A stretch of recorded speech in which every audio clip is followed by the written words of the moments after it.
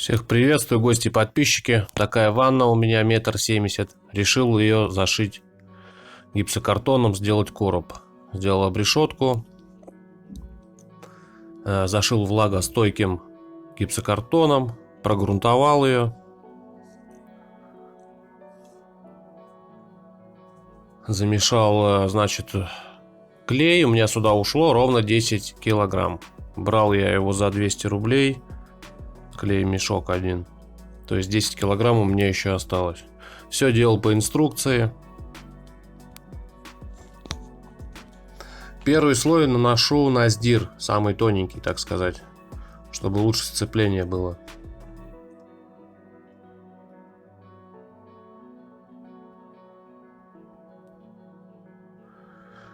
Сразу же после первого слоя наношу второй слой, примерно толщиной 0,7-0,8 сантиметров.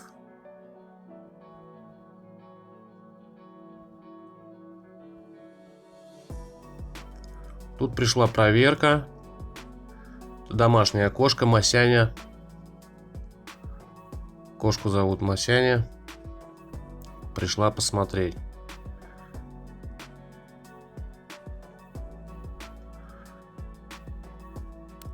Наношу это не торопясь, потому что клей плиточный долго сохнет.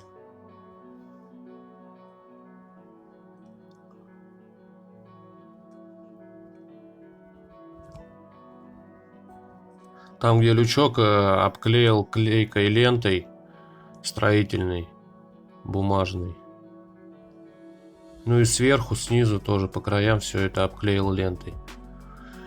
Когда нанес уже основной слой, взял кельму вот такую большую, смачивал ее водой и сглаживал до самого блеска сам раствор, чтобы он был гладенький прям, чтобы отпечаток лучше оставался.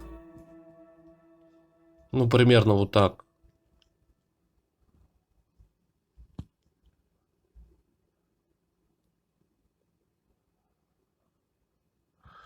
Прошло где-то часа полтора, наверное.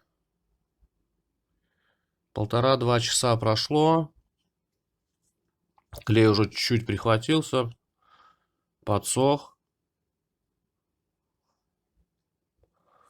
Взял такую матрицу, делал эту матрицу я сам из муки и силикона сантехнического, строительного. Есть видео на канале, можно посмотреть, как я это делал. У меня уже она вторая, эта матрица, они очень долго держатся.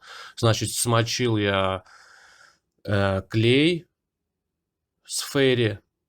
Ну, разбавил воду в ферри, смочил вот на пшикалку, на эту попшикал на матрицу, значит, на сам раствор, и вот таким образом прикладываю матрицу. Остается отпечаток. Где остается нечеткий отпечаток, ничего страшного, дальше я буду прорезать шпателем, можно зубилом, можно отверткой, чем угодно, в принципе.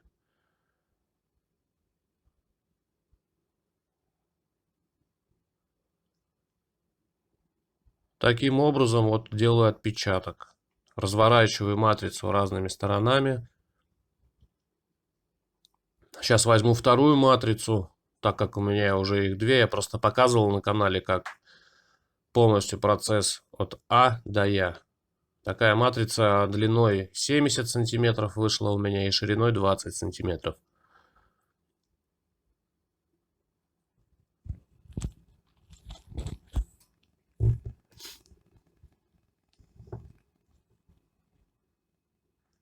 Также пшикаю ферри на матрицу и на раствор.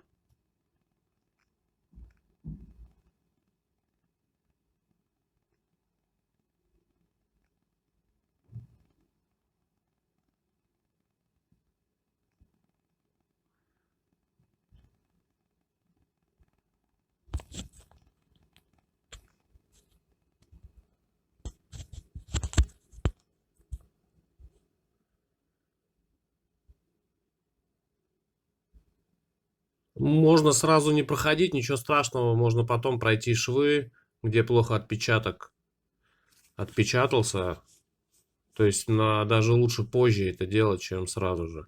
Были куплены ракушки в Максидоме, стоят они 150 рублей. Декоративные, 1 килограмм.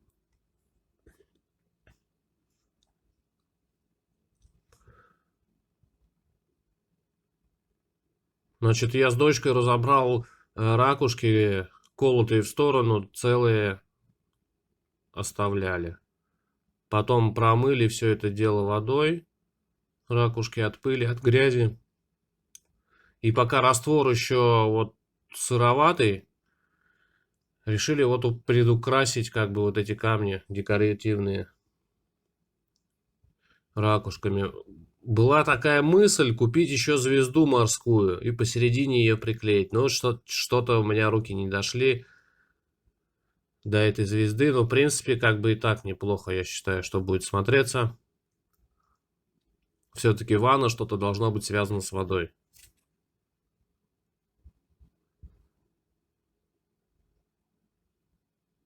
Ракушки очень хорошо держатся, таким образом не вываливаются.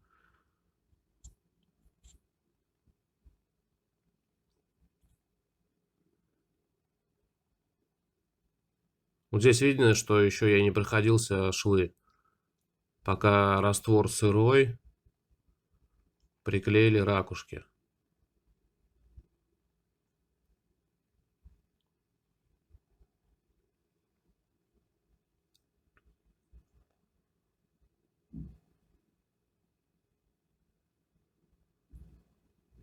Раствор уже подсох, уже начал так светлеть.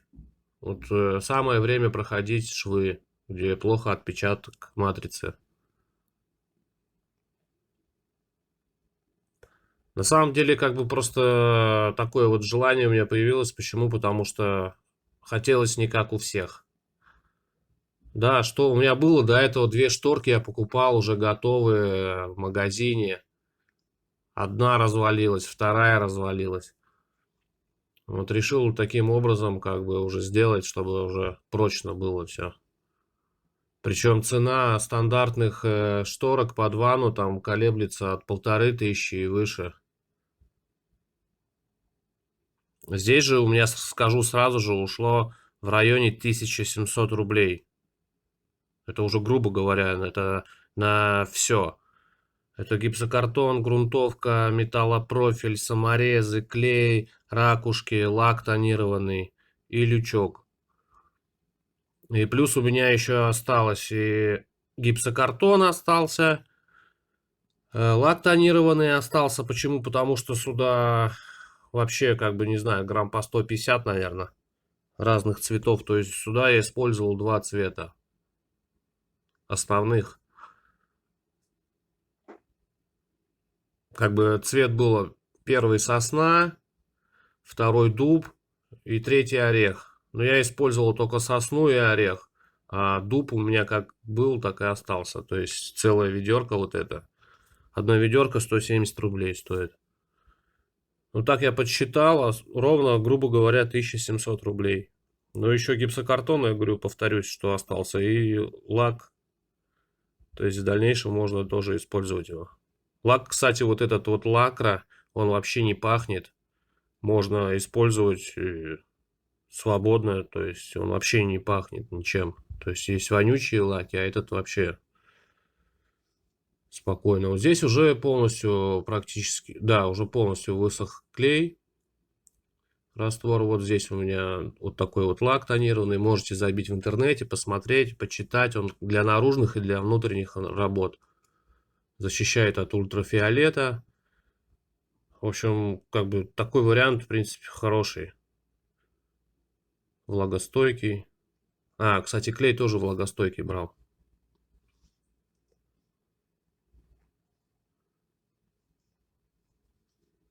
Вот сначала я наношу основным слоем, это сосна. Такой как бы бежевый чуть-чуть. Но и все я красил в два слоя. Почему? Потому что как бы первым слоем я покрасил все, что-то как бы, ну, цвет вообще не проявился.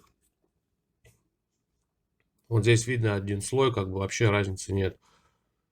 Вот у меня оставалось с прошлой работы, где я делал, вот орех, он такой темноватый, и то я как бы в два слоя тоже красил. Вот здесь выборочно сделал, как бы придать рисунок, текстуру. Вот как бы вот здесь вот практически окончательная работа, да, получилась. Уже здесь в 2 слоя сосной покрасил, вот светлый цвет, и 2 раза орехом. Но мне что-то показалось, что-то здесь не хватает. Ну, в принципе, и так неплохо смотрится, но так как у меня была еще белая фасадная краска, я решил придать сверху вот как бы текстуру, что ли, выделить сам декоративный камень.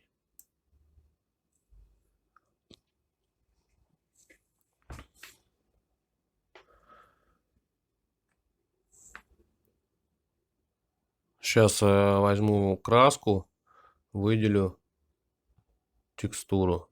В принципе, так как бы неплохо смотрится. Сочетается с плиткой. Такие тона, вот коричневый, светлый, бежевый. Ну, не хватает белого цвета. Ну, мне так показалось, по крайней мере.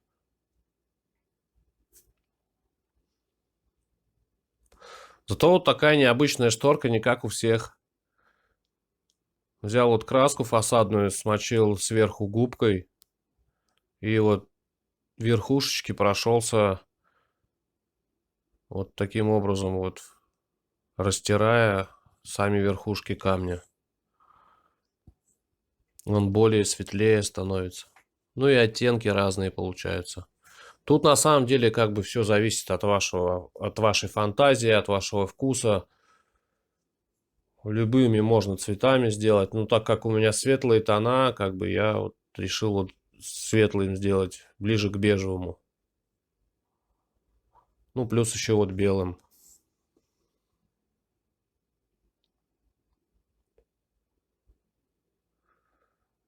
Где попадало на ракушки, естественно, я сразу же брал тряпку и вытирал ракушки.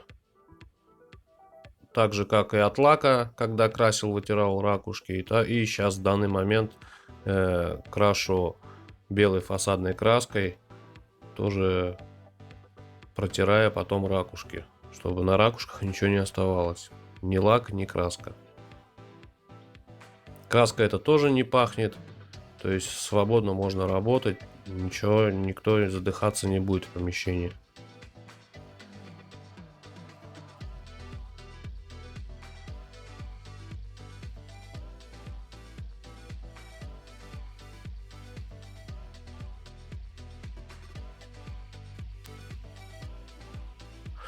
Ну, вот получился вот такой вот эффект. Такой вот как бы под старину, что ли.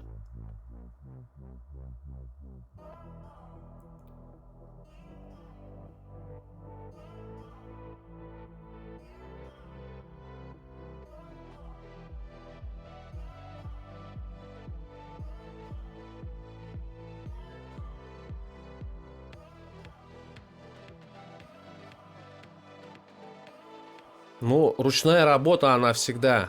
То есть такое уже шторки уже в принципе никогда никто не повторит. Даже если я сам буду еще раз так делать, уже просто нереально ее повторить с точностью до миллиметра. Похожую можно, конечно, сделать, но вот такая красота. Не знаю, как вам, но мне лично понравилось. Хотел бы услышать ваше мнение. Комментарий, лайк, дизлайк.